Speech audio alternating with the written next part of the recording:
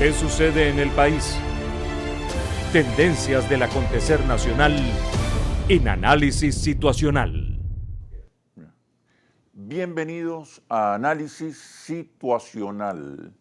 Les recuerdo nuestros nuevos horarios: domingos 11 de la mañana y 8 de la noche y los lunes 8 de la noche. Hoy nos acompaña el señor Keith Mains, internacionalista, experto en negociaciones de paz. Fue jefe de la Oficina de Asuntos de Venezuela en el Departamento de Estado hasta el año 2020 y actualmente es director de la Oficina de Asuntos de América Latina y Venezuela del Instituto de Paz de los Estados Unidos. Ha trabajado, entre otros, con Brian Nichols, actual subsecretario de Estado para Asuntos del Hemisferio Occidental. Bienvenido, señor Mains. Muchas gracias. Muy importante esta entrevista en el contexto actual que vive Venezuela y América Latina. Quería preguntarle de entrada, ¿cuál es su evaluación acerca del proceso de diálogo y negociaciones que se inició recientemente en México entre la oposición y entre el gobierno bolivariano y un sector de la oposición venezolana? Bueno, muchas gracias por la pregunta y un fuerte abrazo para todos. Bueno, nunca hay garantías en un proceso de negociación tan complejo como la de México, pero según lo que vemos y en comparación tanto con otros esfuerzos entre venezolanos y otros ejemplos históricos, yo creo que está tras un buen comienzo. El preámbulo que firmaron hace 3 semanas fue algo que para nosotros fue excelente. Eso fue algo que se necesitaba. Más o menos un pacto político para reafirmar los principios de la negociación y de la política en Venezuela: la no violencia, la no intervención, la democracia, el consenso nacional, la cuestión de la inclusión de la sociedad civil, de que la sociedad debe tener su voz. Hay muchas cosas allí que eran muy, muy importantes. Eso fue como el preámbulo. Y las dos declaraciones que se firmaron, el uno que se trata de la cuestión socioeconómica, eso también, y los principios de la negociación también, era excelente. Entonces, hasta ahora, un buen comienzo. Claro que es una negociación, es un proceso largo y es una negociación entre partes que tienen historia, tienen cosas que sobrevencer, pero hasta ahora creo que otra vez un buen comienzo. Nosotros creemos que con este diálogo en México culmina una larga etapa de polarización extrema. Finaliza lo que algunos analistas llaman el empate catastrófico, donde ambas fuerzas en pugna con fuerzas similares, con niveles de fuerzas similares, no puede ninguna vencer a la otra. Se da un empate catastrófico por las consecuencias negativas que tiene sobre la estabilidad, la institucionalidad y la economía. ¿Qué factores cree usted que pueden asegurar el éxito de esta nueva jornada de diálogo? No es la primera vez que se intenta un diálogo entre el gobierno y la oposición. ¿Qué puede garantizar el éxito de este diálogo? Sí, bueno, primero estoy muy de acuerdo que estamos o esperamos estar en una etapa nueva, un lugar nuevo. Hasta ahora ha sido siempre un juego, y así eran las reglas del juego, de todo o nada. Y ese es el juego desde 2002 o por ahí, ¿no? Que cada lado quería eliminar el otro de la mapa política. Y yo creo que estamos en un punto ahora, por una variedad de factores, donde eso ya no es el caso. Yo creo que ahora estamos en un lugar donde ambos lados entienden que tienen que coexistir con el otro. Nosotros queremos siempre plantear del Instituto de Paz el concepto de la coexistencia democrática. Y tenemos que incluir la democrática porque claro que hay coexistencia entre partes donde uno no tiene derechos, pero esa es otra cosa, esa es la coexistencia democrática, pero lo profundo de la coexistencia democrática es el entendimiento por cada lado de que no pueden eliminar el otro. No es cuestión de todo o nada, si nosotros ganamos, ustedes sean eliminados o se vayan del país o algo así. Eso es un principio sumamente importante. Para mí eso viene de varios factores. Uno es la simple cansancio de ambos lados, la cansancio del pueblo. El pueblo ahora está saliendo no solamente de su parte histórica, o su facción histórico, están saliendo completamente del proceso político. Y eso es sumamente importante porque si la gente ya no quiere participar, bueno, estamos en un lugar más difícil. La gente todavía crea y tiene valores democráticos. Eso se ve en todo momento. El apoyo que tienen por elecciones. Todavía quieren que la elección sea el proceso básico para hacer decisiones nacionales. Creen en la Constitución, creen en una especie de justicia social. Eso es también Sí. algo que se ve en Venezuela, quizás aún en más que en otros países. Es algo que es muy evidente, ¿no? Sí. En las aspiraciones del pueblo. Entonces, la gente tiene algo en común. Lo que falta ahora es un sistema que les dé la oportunidad de transferir estas aspiraciones en un sistema político, un sistema social, un sistema económico que trae todo eso a su favor. Pero eso es algo que se ve ahora, yo creo que en la negociación, el entendimiento de que los negociadores tienen que responder a las aspiraciones del pueblo y no solamente a sus aspiraciones políticos, personales, de poder, de partido y todo eso. Hasta ahora se ha avanzado en unos 2 o 3 acuerdos fundamentales que revelan un acertado desarrollo del diálogo. ¿Usted cree que para que el diálogo sea realmente exitoso habría que ponerse de acuerdo primero en definir un modelo económico compartido, un modelo económico compartido? En Venezuela hay consensos con relación a una economía mixta con diferentes formas de propiedad.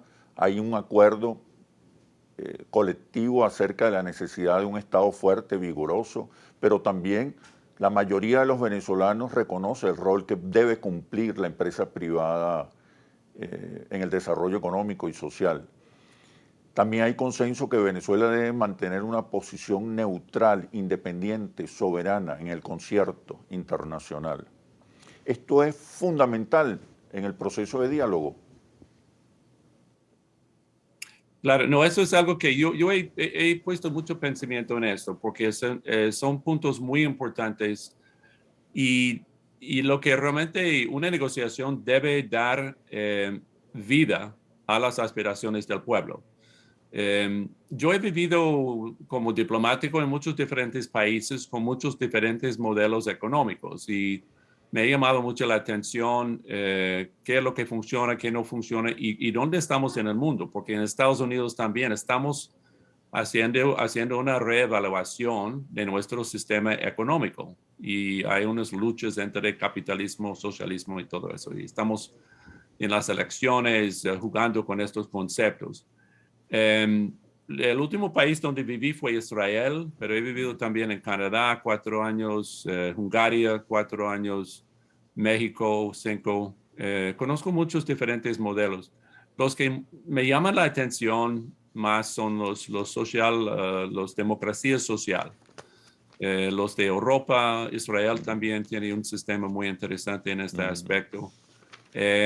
Y estos son los que realmente tienen una alta funcionalidad de su sector privado, pero con un sistema de impuestos y de participación con el sector privado, con el sector público que provea para el pueblo. Y eso es un modelo que realmente en Estados Unidos estamos todavía luchando entre qué tan fuerte queremos ir a la dirección de lo que estamos llamando socialismo. Realmente no es socialismo, es la democracia social, porque estamos haciendo las decisiones tras la democracia. Pero ese es el tipo de cosa que para Venezuela yo creo que es a la base del conflicto, ¿no? El conflicto ha sido entre modelos realmente socioeconómicos que están reforzados por un sistema político. Y eso es lo que yo creo que la gente está buscando, algo nuevo. Lo interesante para mí sería de que Venezuela está en una posición muy interesante, porque en el resto del hemisferio están como, más o menos como Estados Unidos, están buscando cambios pequeños aquí y allá, pero nada fundamental. Pero Venezuela está en una posición realmente de ir a una dirección nueva.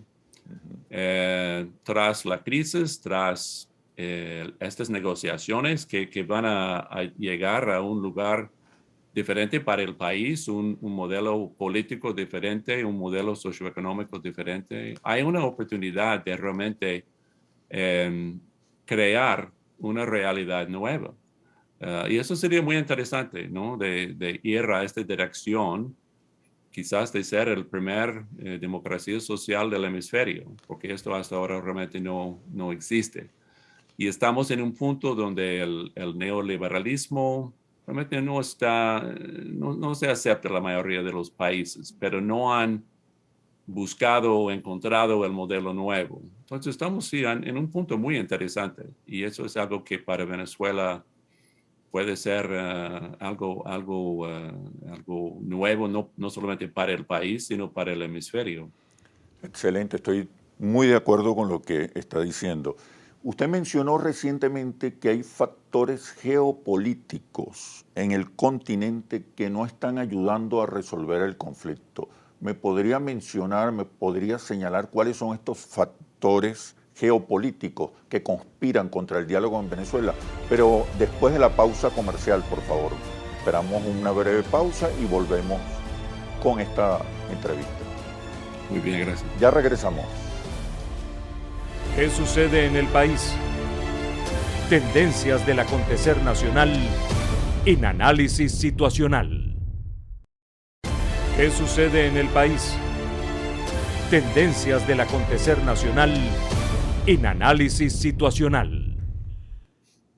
Estamos conversando con el señor Keith Maynes, internacionalista, experto en negociaciones de paz. Fue jefe de la Oficina de Asuntos de Venezuela en el Departamento de Estado hasta el 2020. Hoy, actualmente, es director de la Oficina de Asuntos de América Latina y Venezuela del Instituto de Paz Norteamericano. Le preguntaba, señor Maynes, sobre los factores geopolíticos que pueden conspirar contra este proceso de diálogo. Y añado, además de factores geopolíticos, élites muy conservadoras, muy reaccionarias, que conspiran también contra el proceso de paz o de reconciliación en Venezuela. Sí, no, así es. Eso es un factor que siempre, tenemos que tomar en cuenta, de que hay otros países que les interesa Venezuela, no por los venezolanos, sino por sus propios intereses. Y, uno espera que tras el proceso de negociación, que los partes pueden no responder a las necesidades de otros, sino simplemente de los de venezolanos. Pero sí hay factores geopolíticos que no se puede ignorar. Hay una manera en que se puede canalizarlos en una dirección positiva. Es algo difícil, pero tras las rondas de negociación, sería interesante explorar cómo llegar a un punto donde los intereses de otros países sean mejor servidos con un Venezuela estable, un Venezuela democrática, un Venezuela que tiene un sistema nuevo económico de donde estamos. Y yo creo que tras no solamente las negociaciones, sino en el contexto de la soberanía, la independencia que ha expresado Venezuela tras los últimos décadas, que sí está en un lugar para controlarlo, que no tiene que ser víctima de otros países. Es un país fuerte, un país orgulloso, un país independiente y que ocupa un lugar muy, muy importante en el mundo. Siempre ha sido así. Entonces yo creo que Venezuela tiene la capacidad de controlarlo, pero va a tener que tomar las decisiones, a veces tomar riesgos para expresar su independencia y de que no va a ser víctima de otros países, de otros intereses que no sean los del pueblo venezolano. Y eso es una vía que está abierto y yo creo que se puede, tras las negociaciones y con sensitividad de ambos lados, que se puede ir por esta dirección. Yo pienso también que estos factores que conspiran, que amenazan el proceso de diálogo y el proceso de reconciliación en Venezuela, también pueden servir como fuentes para fortalecer consensos y acuerdos. Frente a la amenaza, el país se une. Frente a las tentativas conspirativas, el país se une alrededor de banderas nacionales. Creo que también puede ser una oportunidad, además de una amenaza, una oportunidad para reconciliar y unir a los venezolanos. Sí, no, así es. Y tras otros procesos de paz, muchos han encontrado que al final de cuentas no es su país. Ellos son los que van a tener que vivir el proceso de paz cuando ya se determina la dirección que vayan. Y canalizar, ¿no? los deseos, los intereses de otros países. Y eso se ve muchas veces en procesos de paz, de que al ser firme, unidos, sería interesante para las partes sin mucha visión de otros países de determinar su propia soberanía, su propia independencia y cómo canalizar lo que son los deseos o los intereses de otros países en una manera mejor para venezolanos y no solamente respondiendo de los intereses de otros. No sé si usted está de acuerdo con que la oposición llega a la mesa de paz y reconciliación en una posición débil. Se ha ido distanciando por falta de ejercicio político, se ha ido distanciando de las amplias mayorías, llega dividida, atomizada. Hoy esa oposición que está en México representa el 7-8% de simpatías partidistas. Hay otra oposición en Venezuela que no está participando en la mesa de negociación. Y también hay otros actores importantes. Por ejemplo, le puedo decir que el 82% de los venezolanos está a favor de un diálogo entre el gobierno y la empresa privada, más que entre el gobierno y los políticos. Porque bueno, la crisis económica ha colocado la economía, el bienestar en el centro de las atenciones y las preocupaciones de los venezolanos, ¿no? Entonces la mayoría está de acuerdo con que existan y participen otros actores en este proceso de reconciliación en Venezuela. ¿Qué nos puede decir?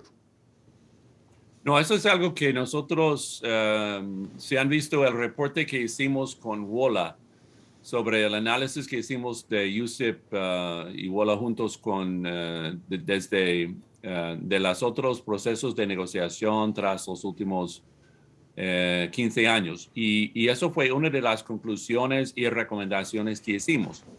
Fue de encontrar alguna manera de incluir la sociedad civil. Es algo que es un poco difícil, ¿no? Porque ya son 9 negociadores en cada lado. Entonces ya es una mesa bastante amplia. Ok. No es tan amplio o tan grande que no se puede manejarlo. Se ve de que están haciendo conclusiones, tienen representatividad. Hay más mujeres que antes. Eso siempre ha sido una falta de la tabla de la mesa de negociación. Falta de mujeres, las que están llevando la mayoría de la crisis cae sobre sus hombros y entonces es sumamente importante, ¿no?, que la mujer venezolana esté representada en la mesa, directamente en la mesa de negociación. Pero la cuestión de la sociedad civil y de otros. Veo en las encuestas recién que la iglesia siempre es la organización, la institución que tiene más confianza, el pueblo venezolano, y sigue ellos los empresarios. Que es muy interesante, pero yo estoy de acuerdo que tiene que ver o debe ver una manera de incluir las voces de la sociedad civil, y esa es una conclusión que hicimos tras el análisis que hicimos de otros procesos de negociación en Venezuela, y se puede hacerlo de una manera bien organizada, bien ordenada. En la República Dominicana, claro que fue una mesa o otra mesa que incluyó la sociedad civil, como dijo Pedro Niken. No tiene que ser en la mesa, pero una parte de la mesa o algo que apoya el proceso, pero quizás de una pequeña distancia. Pero eso es algo que yo creo que sería interesante explorar entre los partes y los líderes de la negociación, cómo incluir las voces de la sociedad civil. Yo creo que lo podrían hacer de una manera muy ordenada.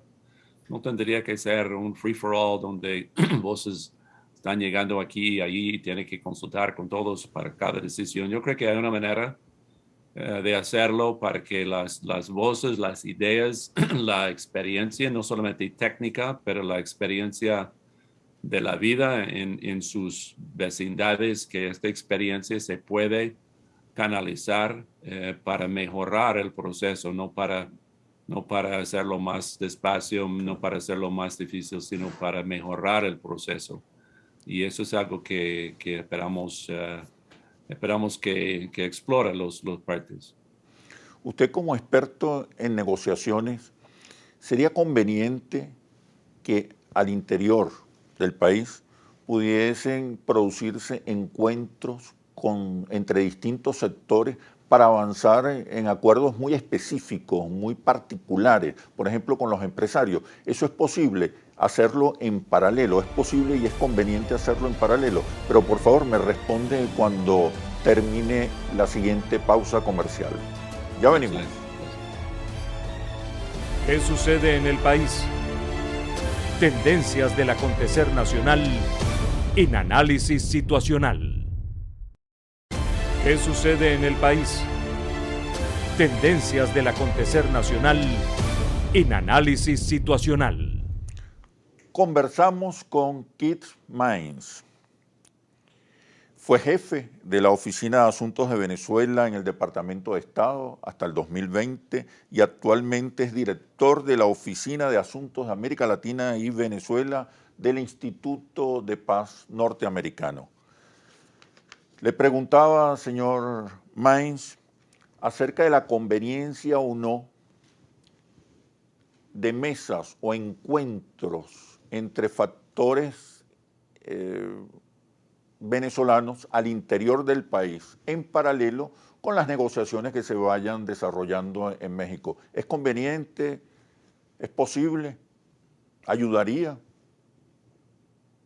No, gracias. Esa es una excelente pregunta, que también hemos pensado mucho de eso en USIP. Es una de las cosas que es una línea de esfuerzo que nosotros tenemos. Y es la cuestión realmente del diálogo nacional. Y eso es un asunto que es tal como la democracia social, de cómo llegar a un modelo compartido de economía y política para el beneficio del pueblo. Es otro asunto que es muy, muy interesante ahora. Y lo estamos viendo en muchos países en el hemisferio, en Chile, ahora en Colombia, varios otros lugares y en el mundo, ¿no? La cuestión de cómo es que el pueblo dialoga con el gobierno, con sus líderes, ¿no? Y entonces la cuestión de diálogo nacional. Para este proceso de negociaciones sería muy interesante. Yo creo que ya la agenda hasta diciembre está un poco lleno, ¿no? Porque hay la cuestión de la elección y claro que qué pasa en enero.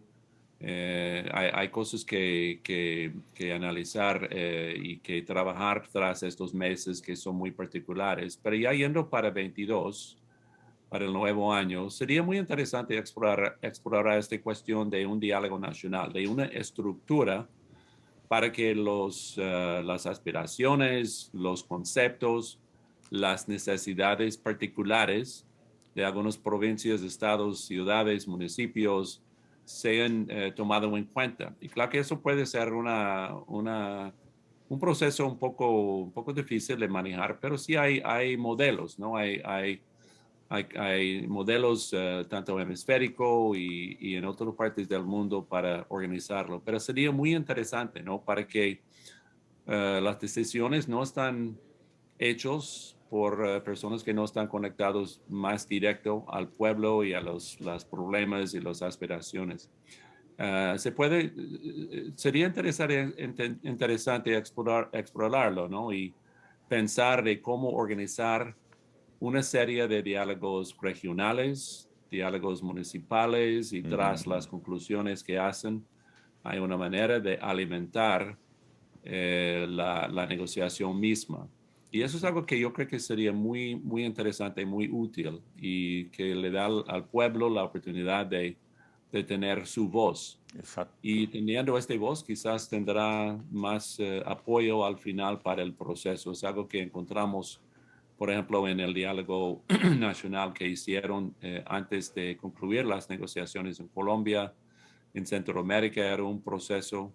La República Dominicana, que no pasó por un proceso de paz, pero en la década de los 90 en la República Dominicana hubo un proceso muy interesante de diálogo nacional donde estructuraron una serie de meses de diálogo que alimentó las decisiones que hizo el gobierno nacional. Pero tiene que ser algo donde realmente se escucha y no es solo cuestión de tenga su diálogo y gracias por las recomendaciones, ahora vamos a hacer lo que queremos. Tiene que ser algo con un poco de dientes, ¿no? Para que haya un proceso donde estas sugerencias, estas aspiraciones sean parte del proceso. Sí, se podrían impulsar incluso en paralelo encuentros, debates, foros entre distintos sectores de la sociedad venezolana. Yo creo que eso ayudaría también, contribuiría Exacto. a presentar alternativas, opciones, posibilidades por parte de la sociedad en general. El papel de los medios de comunicación y también el papel de las mujeres que usted ha destacado, desde hace tiempo, que tienen un rol fundamental en estos procesos de diálogo y reconciliación. Medios de comunicación y mujeres. No, exacto. Ambos sumamente importantes. Los medios de comunicación son sumamente importantes. Claro que parte de la negociación tendrá que ser en privado más o menos en secreto para que se puedan explorar varios conceptos antes de que sean públicos. Entonces hay una parte que siempre va a tener que ser en privado, pero también hay partes que van a tener que compartir la dirección que van y claro que al final va a tener que compartir todo, ¿no? Lo que será el acuerdo. Y entonces hay una mezcla de lo privado y de lo público, pero sí para lo público los medios de comunicación sumamente importantes que tienen acceso a la parte del proceso que se puede compartir, que sean agresivos en sus cuestiones y también en explorar algunos de los conceptos al par y al lado del proceso, ¿no? Las cuestiones, como dijimos, de diálogo nacional o de meses de diálogo regionales. Eso también sería un lugar crítico para los medios de comunicación, para que estas cosas se puedan ser público, quizás regionales, para que el pueblo realmente se pueda ser informados. Eso es sumamente importante. En cuanto de las mujeres, sí es algo que, bueno, es solo que hemos notado, ¿no? La falta de mujeres en los últimos 15 años en las mesas de negociación. No ha sido algo comparable a la población, a su parte en la población. Y claro que no ha sido una reflexión de su contribución, no solamente en negocios, en política, en cada aspecto de la vida, pero también ahora aún más importante porque son los que son más cerca de la crisis. Entonces, si están hablando de cuestiones socioeconómicas, claro que la presencia de mujeres va a ser algo crítica. No sé si hay otra manera de hacerlo, sino solamente poner un porcentaje y ya, pero llegando a una inclusión mayor de mujeres sería muy interesante. Y hay decenas de mujeres que son a este nivel que podrían participar fácilmente. Están listas, están preparadas, ya conocen su gente, muy educadas. Claro que no hay razón por no tener un balance un poco más. Sí. Nosotros creemos que con la llegada del presidente Biden a la Casa Blanca, los Estados Unidos entran en una nueva etapa. No es un cambio de gobierno simplemente, es un cambio de ciclo político. Es el fin del neoliberalismo y la presencia más activa, más vigorosa de fuerzas progresistas en Estados Unidos. ¿Okay? ¿De qué manera esto puede contribuir al mejoramiento de las relaciones con Venezuela y también con el continente? Pero por favor me responde cuando regresemos de la pausa comercial. Ya venimos. ¿Qué sucede en el país? Tendencias del acontecer nacional en análisis situacional. ¿Qué sucede en el país? Tendencias del acontecer nacional en análisis situacional. Conversamos con el señor Keith Maynes, internacionalista, fue jefe de la Oficina de Asuntos de Venezuela hasta el 2020 del Departamento de Estado. Hoy es director de la Oficina Asuntos de América Latina y Venezuela del Instituto de Paz de los Estados Unidos. Preguntaba, señor Maynes, acerca de lo que nosotros entendemos que es un nuevo ciclo político y no un cambio de gobierno en Estados Unidos, un nuevo ciclo político, una nueva etapa en Estados Unidos que puede contribuir a rediseñar las relaciones con Venezuela y con América Latina. ¿Qué cree usted? Porque en el fondo, en Venezuela no solamente hay un conflicto entre la oposición y el gobierno, también hay un conflicto entre el Estado venezolano y el Estado norteamericano, por razones geopolíticas. Sí, gracias. No, eso es algo que, bueno, empezando de lo básico. La ruptura de relaciones entre Venezuela y Estados Unidos es una tragedia y realmente es algo que daña a ambos países, pero de estar tan cerca, una cultura latina compartida, ahora 20% de Estados Unidos habla español, es latina, es de origen latina. Bueno, somos un país que es parte del hemisferio, ¿no? A pesar de la historia y todo el baggage que tenemos en el hemisferio. Somos parte del hemisferio, ¿no? Y somos un país que es muy sensitivo al hemisferio y a las necesidades de los países del hemisferio. En la llegada de Biden, no sé si ha cambiado mucho lo básico de Estados Unidos. Lo que queremos de Estados Unidos es de tener una democracia, un hemisferio democrático, progresiva, con un base social que funciona, eliminación de pobreza. Estamos muy enfocados en estas cosas. Claro que queremos libre comercio también, porque es algo que que crezca todas las economías del hemisferio. Estados Unidos no está tomando posición sobre cuestiones de democracia social, de modelos sociales, modelos económicos, pero claro que queremos ver un hemisferio progresista, un hemisferio que está eliminando la pobreza, que puede trabajar juntos cuando vienen pandemias, cosas así. Entonces, eso es realmente las metas que tenemos para el hemisferio. La llegada de la administración Biden sí ha cambiado una cosa, la amenaza, ¿no? de una intervención. Eso ya realmente no fue realista, aun cuando se expresó la administración previa, pero bueno, eso fue algo de su retórico bélico y todo eso, pero realmente no fue realista aún de ellos. Pero ahora hemos declarado que eso no es parte del plan. Y eso se puede, ojalá, calmar un poco la relación y abrir la fuente para una relación nueva. Pero claro que la relación tendrá que ser basada en una visión compartida de democracia, derechos humanos, protección del pueblo y todo lo que estamos aspirando para el hemisferio más generalizado. Pero sí, la administración Biden está muy a favor de mejorar la relación.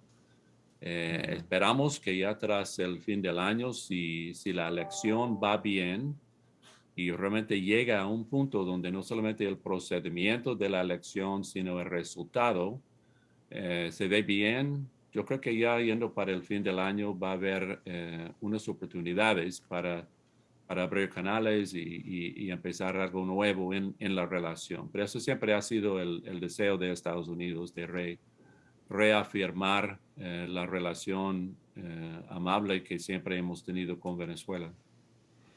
82%, 82% de los venezolanos están a favor de un diálogo entre Venezuela y Estados Unidos para mejorar las relaciones entre ambos países. Pero también 85% de los venezolanos están en desacuerdo con las sanciones. 84% considera que las sanciones impuestas por Estados Unidos afectan más a la mayoría de los venezolanos que a los funcionarios. Puede haber en este proceso de diálogo o durante este proceso de diálogo una flexibilización, por lo menos una flexibilización de las medidas coercitivas unilaterales que aplica Estados Unidos contra Venezuela. ¿Eso es posible? ¿Estados Unidos estaría dispuesto? Bueno, si uno lea en cada sanción, cada vez que Estados Unidos aplica una sanción, sea individual o sea de un país en general, siempre hay el Departamento de Tesorería siempre tiene que hacer una explicación muy detallada y bueno, casi nadie los lea, pero si los lea, se ve cuáles son las razones por la sanción, ¿no? Y en cada uno de ellos hay cosas generalizadas en cuanto de la dirección que va a Venezuela, ¿no? Y entonces están tratando de cambiar la dirección del país, ¿no? Y eso es lo que uno tiene que tomar en cuenta, de que hay ciertas cosas que se pueden hacer para flexibilizar estas sanciones. Esas cosas son bien detallados, pero sí están para el público, para cualquier que quiera explorarlo. Yo creo que sí, tras los próximos meses hay amplia oportunidad para Estados Unidos flexibilizar las sanciones tras las acciones en la negociación y la elección y tras el curso de los eventos en los próximos meses. La cuestión siempre va a ser en cuanto de la negociación misma, si es el rol de Estados Unidos. Y bueno, muchos de nosotros presumimos de que con la llegada de Biden iba a haber una conexión un poco más directo en cuanto de contacto con el régimen del presidente Maduro. Pero lo que ha pasado es algo interesante y ahora veo la lógica de lo que están haciendo. La lógica es de que realmente no hay nada que Estados Unidos quiere por sí. No es que queremos el petróleo, somos independientes en petróleo, no necesitamos nada en sí de Venezuela. Lo que necesitamos o lo que queremos, lo que esperamos es una coexistencia democrática negociada. Entonces nosotros realmente, yo creo que la idea es de canalizar lo que es los inputs, la presión de Estados Unidos, de canalizarlo tras las negociaciones con los actores democráticos. Y eso yo creo que va a ser el modelo que van a utilizar en el futuro, creo. No tengo información de dentro, pero yo creo que eso es algo que sería y que puede ser lo más útil. Si uno ve a la negociación entre Estados Unidos y el Talibán en Afganistán, fue un desastre, porque Estados Unidos estaba negociando sobre la cabeza del gobierno legítimo con el Talibán. Eso no fue realmente un modelo exitoso, porque al final el gobierno legítimo de Afganistán fue tan debilitado por este proceso que no tuvo nada que utilizar en su propia lucha contra el Talibán, porque ya habían sido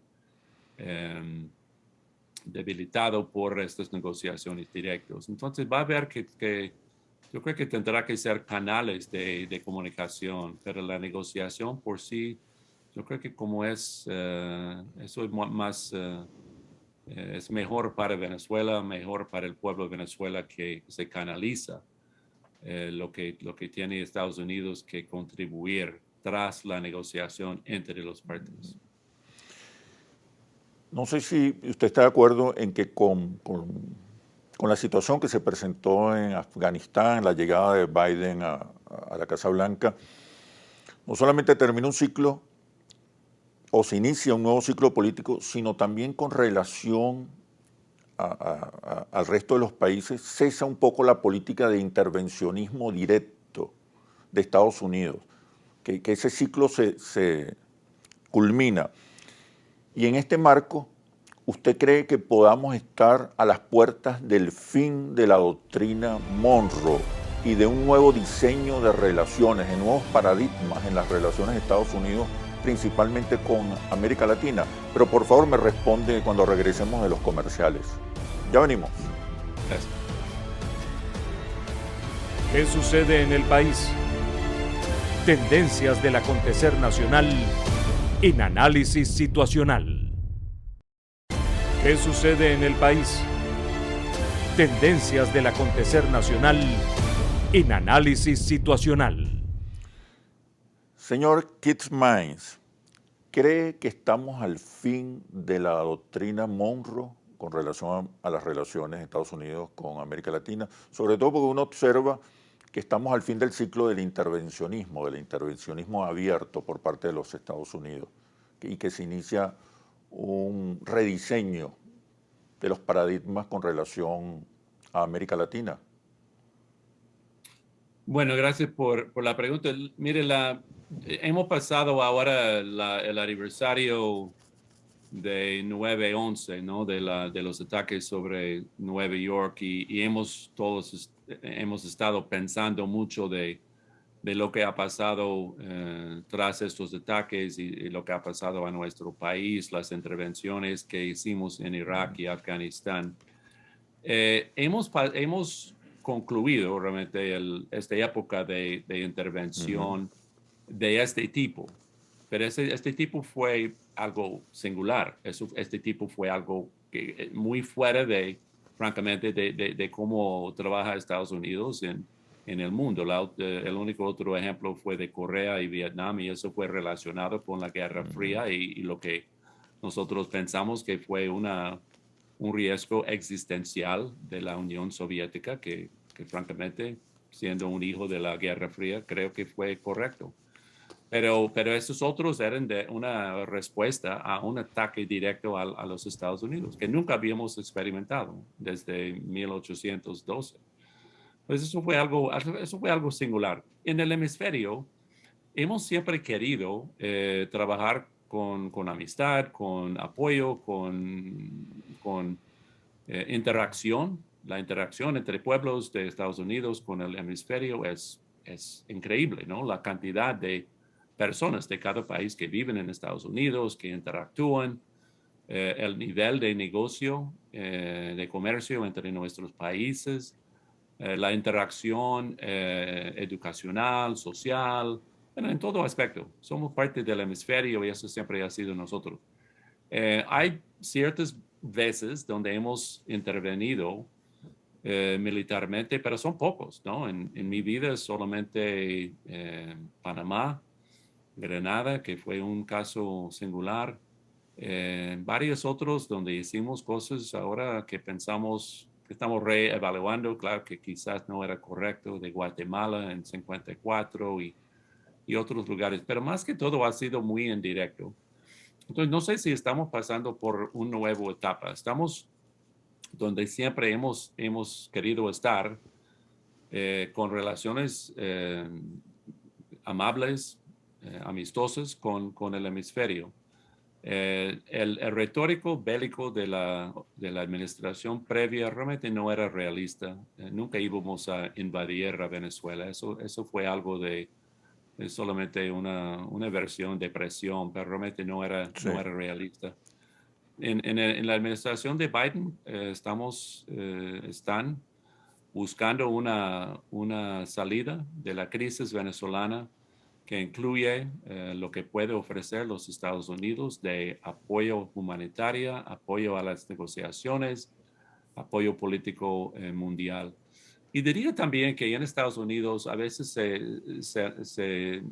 quizá piensan que en Venezuela nadie está prestando atención a nosotros, pero realmente no es verdad. En el Congreso de Estados Unidos hay muchos campeones de Venezuela que están trabajando mucho por buscar una solución en el Departamento de Estado y ahora con la llegada de Brian Nichols como el subsecretario, claro que va a haber más atención y aún en la Casa Blanca misma hay atención siempre a Venezuela y hay un montón de personas, no solamente en el gobierno, sino en los tanques de pensamiento y otros lugares que están sumamente enfocados en Venezuela, ya que tienen muchos amigos en Estados Unidos que están tratando de buscar una solución y de ayudar el país a salir de la crisis actual. El diálogo en México implica un reconocimiento de ambas partes, un reconocimiento de la institucionalidad, un reconocimiento del gobierno bolivariano, una apuesta por la convivencia, la cohabitación, incluso la alternancia. Esto no obligaría a Estados Unidos y a otros países, no los obligaría a decidir el fin también del gobierno interino de Juan Guaidó como un factor que puede perturbar el desarrollo de las conversaciones. ¿No cree que ya es el momento de poner fin a esa estrategia de poder dual? Sobre todo tomando en cuenta que Juan Guaidó solo tiene respaldo del 6 o 7% de la población y que 9 de cada 10 venezolanos reconoce que quien manda en Venezuela es el presidente Maduro. Bueno, eso va a ser una cuestión poco complicado. No quiero hacer un comentario porque realmente no tengo opinión fuerte sobre la salida correcta. Lo que diría es que es algo que debe ser parte de la negociación sobre los próximos 3 o 4 meses, porque es algo que es sumamente importante, ¿no? Y tiene que ver no solamente con la dualidad de poder, sino también con recursos actuales. Entonces es algo que es sumamente importante, pero yo diría que eso es algo que realmente debe ser parte de la negociación. Parte va a tener también que ver con la conclusión de la elección. Si esta elección va en una dirección transparente, con participación de todos, y ahora todos están tratando de participar, si la institucionalidad de la elección está fuerte al final, eso va a ser también un factor, ¿no? que pueda hacer una tierra más fértil para lo que siga. Pero no voy a hacer predicciones, Exacto. comentarios, es algo muy, muy complicado. Le entiendo. Muy probablemente es lo que arrojan las encuestas, y sobre todo la encuesta de Interlaces, que es una de las más importantes encuestadoras del país. Ujú. Podríamos estar a niveles de participación del 40-42%, que es una cifra importante, significativa en elecciones de este tipo. Recuerde que estamos eligiendo en noviembre los nuevos gobernadores y los nuevos alcaldes. El chavismo tiene la primera oportunidad. El chavismo hoy representa por lo menos un tercio del país. Y es una fuerza muy cohesionada, que se comporta como una comunidad emocional, como una identidad, como una cultura, casi como una iglesia.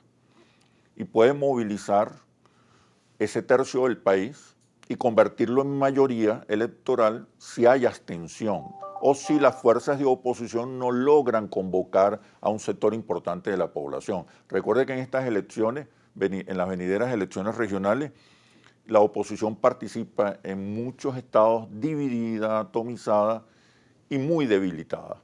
Un triunfo del chavismo, un triunfo importante, significativo, amplio del chavismo, sería bien visto, sería incomprendido por los Estados Unidos. Bueno, sí, también es algo complicado porque claro que el proceso de elección no ha sido perfecto, ¿no? En cuanto de muchos factores. Entonces sabemos que va a ser una elección imperfecta. Aceptamos Estados Unidos, el gobierno de Estados Unidos acepta eso, pero hay niveles hay niveles de la transferencia de elecciones, de la institucionalidad de elecciones, ¿no? Entonces se espera que puede ser por lo menos una elección viable, una elección creíble, pero sí, todos saben que no va a ser algo perfecto, pero sí es un señal muy importante, ¿no? De la seriedad actual de la restauración, la institucionalidad de democracia en Venezuela. Entonces va a ser un señal muy importante. Uno se espera también que el resultado puede tener un factor democrático de la oposición, que sean respetados en sus estados donde ganan, los municipios donde ganan y que pueden ser no manipulados, sino dejados abiertos para que los que pueden ganar. Pero el proceso para la oposición siempre ha sido muy difícil porque no han podido tener primarias y había la cuestión de inhabilitados y varios factores que para ellos les ha hecho muy difícil. Entonces no va a demostrar, quiero decir, la fuerza de la oposición. Entonces tienen sus lugares donde quizás por otros factores, además de su fuerza política, que quizás no van a ganar. Pero es un paso importante, por lo menos es algo que para la institucionalidad de Venezuela, para reprobar las instituciones, quizás fortalecerlos un poco, tener el diálogo, tener el proceso, y es algo que claro que el pueblo venezolano quieren votar. Entonces es algo sumamente importante. Uno se espera que tras los últimos meses yendo a la elección, que siga siendo algo más transparente, más compartida en cuanto de decisiones, más abierto en el proceso y con la ayuda de los profesionales, ¿no? de los expertos en elecciones, que puede ser un proceso creíble, transparente y algo que al final les deja una oposición con su lugar en la mapa política. Para terminar, señor Mains, un mensaje a los venezolanos y si prefiere también un mensaje al presidente de la República, Nicolás Maduro. Bueno, gracias. No, solo que ha sido un placer para mí en los más que 4 años ya trabajando con Venezuela. Venezuela es un lugar para muchos de nosotros casi místico, ¿no? Yo siempre como niño sabía de Canaima y los tepuis y la parte tan bella de Venezuela que siempre he querido visitar, pero también de los venezolanos que he conocido en Estados Unidos y otros lugares, de tan dinámicos son, de su espíritu tan fuerte, ¿no? Y bueno, nunca he pasado un día no creer en Venezuela, ¿no? Yo siempre soy el optimista eterno y creo que estamos en un proceso que sí va a dar fruto y estamos yendo a un nuevo futuro para Venezuela y que puede ser algo, como dije antes, algo único en el hemisferio, que puede ser un modelo para el resto del hemisferio en su capacidad de captar la visión del pueblo conjunto, compartirlo, tener la justicia económica, la justicia social, además de un proceso político que es de alta funcionalidad. Creo mucho en esta posibilidad. Muchas gracias por el tiempo y ha sido un placer.